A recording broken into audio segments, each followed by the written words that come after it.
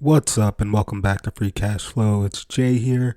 Just wanted to connect with you guys really quick. One big thing that's been on all of our minds in 2022, well, as far back as 2020, is inflation. How does inflation impact the average consumer? What does raising interest rates mean? And what's the future outlook look like? Next on Free Cash Flow. So what is inflation? Simply put, it means your dollar doesn't go as far as it used to. Now, we have measures for this. The Consumer Price Index is a measure of the average change over time in prices paid by urban consumers. This is for a hypothetical market basket of consumer goods and services. What that means for us today is that you can buy 8.6% less of this basket than you could a year ago. That's the highest rate of inflation since the 80s. Luckily for us, and luckily for everyone around the world, economics has built-in mechanisms to combat inflation and to hopefully get us out of this sticky situation. One method that's being used right away by the Federal Reserve, which is America's central bank, is to hike up interest rates. And I know at first glance that doesn't seem like a good thing, but what does raising interest rates do? Let's take a quick look at it.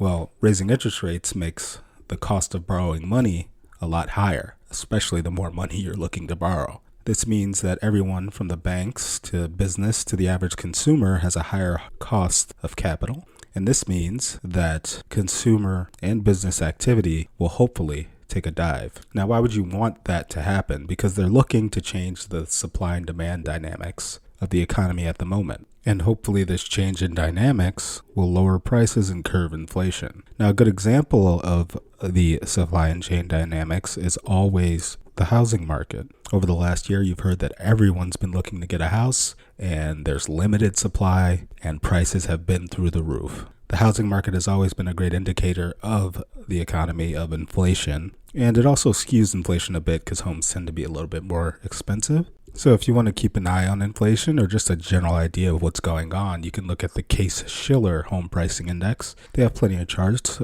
income adjusted, inflation adjusted, non-inflation adjusted, things like that. I just wanted to get in contact with you guys and do a quick little talk about interest rates, what's going on with Jerome Powell and the Fed, what we can expect going forward, which is hopefully that these raises in interest rate will definitely help curb inflation and bring some prices down. It will unfortunately put pressure on businesses. I'm not sure the level of layoffs we'll see, but that has yet to be determined. And hopefully there's a positive skew toward the end of the year. And that's it. Any questions, please just let me know in the comments. This is the first video, so please like, subscribe, comment, all that. And hopefully I'll get back to you guys soon. And I just wanted to do something quick, get a quick upload in, let you know the type of things you can expect. And I hope to hear back from you soon. Thank you, and I really appreciate it.